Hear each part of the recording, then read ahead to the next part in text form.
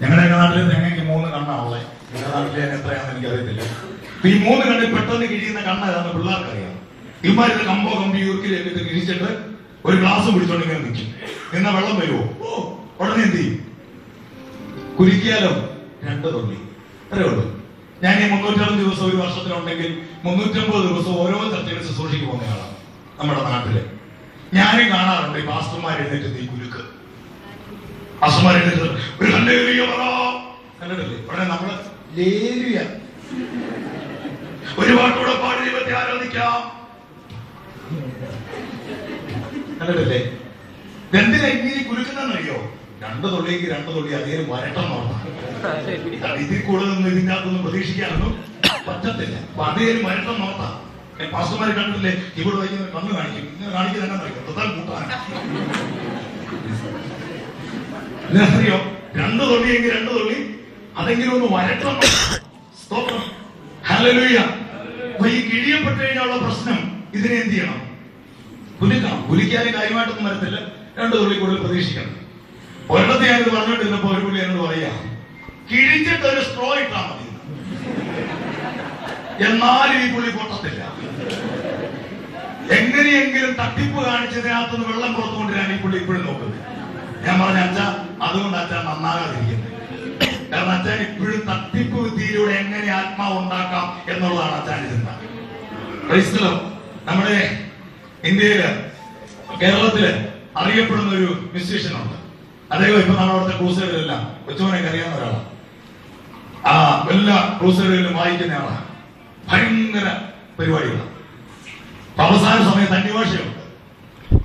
പക്ഷെ ആ പുള്ളി ഒരു ദൈവവേദന. ഈ പുള്ളിയോട് ചോദിച്ചു, ഇതെങ്ങനെ ഈ അവസാന സമയത്ത് പെന്തക്കോസ്തുകാരുടെ പ്രാർത്ഥനയ്ക്ക് അവസാന സമയത്ത് ഈ അന്യഭാഷ എന്നുള്ള പരിപാടി ഉണ്ടല്ലോ, അപ്പൊ അത് വേണം.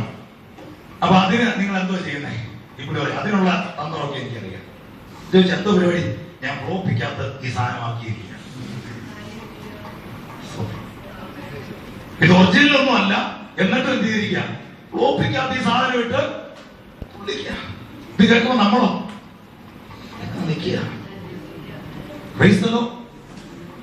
തട്ടിപ്പ് വഴി ഇത് പുറത്തു കൊണ്ടുവരാൻ നോക്കിയാൽ എന്റെ കുഞ്ഞെ അത് അന്യാരാധനയായി പോകും.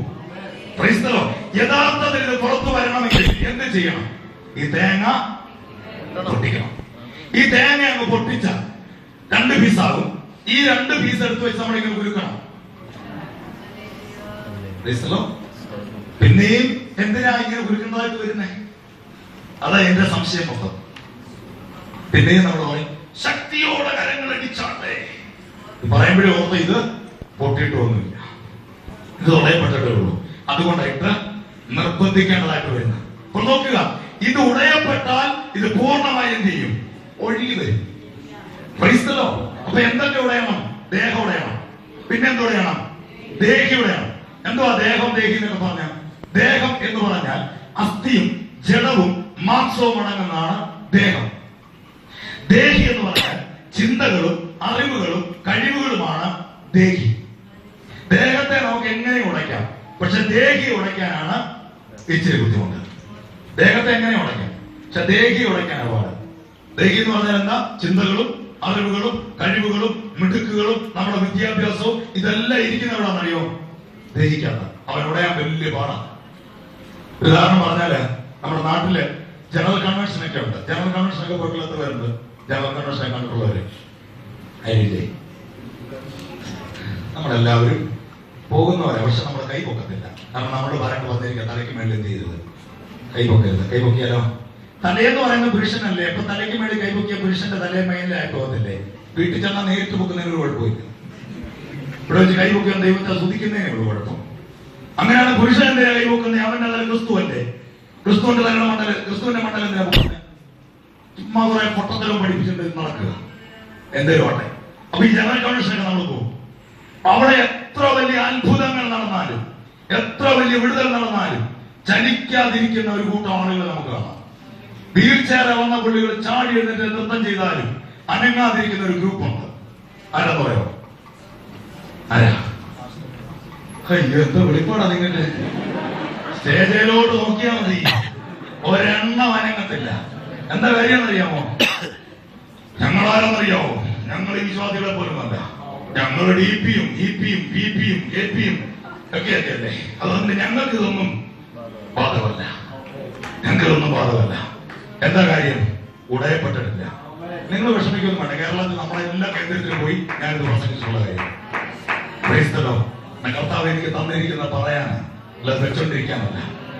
ഞാൻ വിശ്വാസത്തിൽ ഇറങ്ങുമ്പം കർത്താവിനോട് പറഞ്ഞു, നീ രക്തസാക്ഷിയായിട്ട് മരിക്കാൻ പോവാ. ഈ മരിക്കാനുള്ളവന് അന്ന് പോലെ ഞാൻ പ്രതീക്ഷിച്ചുകൊണ്ട് തന്നെ ഇരിക്കുന്നത്. എപ്പോ വേണമെങ്കിലും സംഭവിക്കാം. പക്ഷെ ഇനി ഒറ്റ കാര്യം മാത്രം അറിഞ്ഞാൽ മതി. എവിടെ നാമം കൂടെ അറിഞ്ഞാൽ മതി. അകത്തുനിന്നാണോ പുറത്തുനിന്നാണോ എന്നും കൂടെ അറിഞ്ഞാൽ മതി. ബാക്കി എല്ലാ കാര്യങ്ങളും ഏകദേശം തീരുമാനമായിട്ടിരിക്കുക. ഇപ്പൊ ചിലർ പറയാം, എങ്ങനെ പോയാൽ മിക്കവാറും അകത്തുനിന്ന് തന്നെ ആയിരിക്കും. അതിൽ സന്തോഷമേ ഉള്ളൂ. ഹല്ലേലൂയ. ഏതായാലും അങ്ങ് പോവുക എന്നുള്ളതേ ഉള്ളൂ. സ്തോത്രമല്ല. ഇവിടെ ഒരു വലിയ വീടൊക്കെ വെച്ച് ഒരു കാറൊക്കെ മേടിച്ച് ഇങ്ങനെ അടിപൊളിയായിട്ട് ജീവിക്കണം എന്നൊന്നും എനിക്കിന്നും ഒരു ആഗ്രഹം വന്നിട്ടില്ല. അതോർത്ത് ഞാൻ കർത്താവിനെ സ്തുതിക്കുക. Hallelujah, hallelujah. മടങ്ങി വരാം. നമ്മുടെ ദേഹി ഒന്ന് ഉടയപ്പെട്ടാൽ പിന്നെ ഈ ആത്മാവ് ശക്തമായി വെളിയിലേക്ക് വരും. പക്ഷെ ദേഹവും ദേഹി എന്ത് ചെയ്യണം? ഉടയണം. നമുക്കറിയാം, ഞാൻ ചില നാളുകൾക്ക് മുൻപ് ഈ പാലക്കാട് ഒരു മീറ്റിംഗ്, പാലക്കാട് അവിടെയുള്ള പെന്തക്കോസ്തുകാരോട് ചേർന്ന് നടന്നൊരു മീറ്റിംഗ്. അവിടെ മീറ്റിംഗ് നടന്നുകൊണ്ടിരിക്കുമ്പോൾ ശക്തമായ ഒരു ദൈവസാന്നിധ്യം ഇറങ്ങി. വളരെ ശക്തമായ ഒരു ദൈവം. നിങ്ങൾ ഈ അസ്വസ്ഥമാകാതിരിക്കാൻ വേണ്ടി ഇടയ്ക്ക് ഉദാഹരണമൊക്കെ പറയുക. കണ്ടിന്യൂസ് ആയിട്ടുള്ള മീറ്റിംഗ് ആയതുകൊണ്ട് ഇടയ്ക്ക് ഉദാഹരണം പറയുമ്പോൾ നിങ്ങൾ ഒത്തിരി ഇതാണ്. കാരണം ദേഹത്തെ ഒന്ന് പിടിച്ചു നിർത്താൻ പറഞ്ഞിട്ട് ബുദ്ധിമുട്ടാണ്. പോലീസ് പറയുന്ന പോലെ നിങ്ങളുടെ അകമയുള്ളവൻ. അപ്പൊ അതുകൊണ്ട് ഇച്ചിരി ഒന്ന് ഇവനെ ഒന്ന് സന്തോഷിപ്പിക്കാൻ നല്ലതാണ്. എപ്പോഴും സന്തോഷിപ്പിക്കരുത്. സന്തോഷിപ്പിച്ച ഈ പുള്ളി അങ്ങ് കയറിയും അങ്ങനെ ഒരു പ്രശ്നമുണ്ട്. ഈ പാലക്കാട് മീറ്റിംഗ് ആണെന്നുണ്ടെങ്കിൽ ശക്തമായ ദൈവസ്ഥാനത്ത് വെളിപ്പെട്ടു. 5-6 വയസ്സുള്ള പിഞ്ചു കുഞ്ഞുങ്ങൾ അടുത്ത് നിൽക്കുന്ന പ്രായമുള്ളവരെ മരിച്ചാൽ അവരുടെ ചെവിയിൽ ദൂത് പറഞ്ഞുകൊണ്ടിരിക്കുക. ശക്തമായ ദൈവസ്ഥാനത്ത്, ഭയങ്കര. എന്റെ മിനിസ്ട്രിയിൽ അത്ര ശക്തമായ ദൈവസ്ഥാനം ഞാൻ കണ്ടിട്ടില്ല. അതുപോലെ ദൈവസ്ഥാനം വെളിപ്പെട്ടുകൊണ്ടിരിക്കും. ഈ സ്റ്റേജിന് മുൻപിൽ ഒരു മനുഷ്യൻ 10-45 വയസ്സുള്ള ഒരു മനുഷ്യങ്ങൾ തുള്ളി ചാടി മാറി ഞങ്ങൾ ആരാധിക്കുക. ഇപ്പൊ 5 മണിയായ സമയത്ത് ഞാൻ റെസ്റ്റ് ചെയ്യാൻ റൂമിലോട്ട് പോയപ്പോ കുറെ സഹോദരന്മാരുണ്ടോ നാം കൂടെ തിരിയാൻ പോകും. അപ്പൊ ഞാൻ ഇവരെല്ലാം പരിചയപ്പെട്ടു. നല്ല ജോലിക്കാരും ഉദ്യോഗസ്ഥരൊക്കെ. ഞാൻ ഇദ്ദേഹത്തോട് ചോദിച്ചു, ഞാൻ ഇവിടെ എവിടെ? പുള്ളി പറഞ്ഞു, നെയ്യാറ്റിക്കരല്ല. നെയ്യാറ്റിക്കര വിടാണെങ്കിൽ എന്തിനാ ഇവിടെ പാലക്കാട് വന്നിരിക്കുന്നത്? ചെറിയൊരു ജോലിയുണ്ട് പാസ്റ്റർ, ഞാൻ അങ്ങോട്ട് വന്നത്.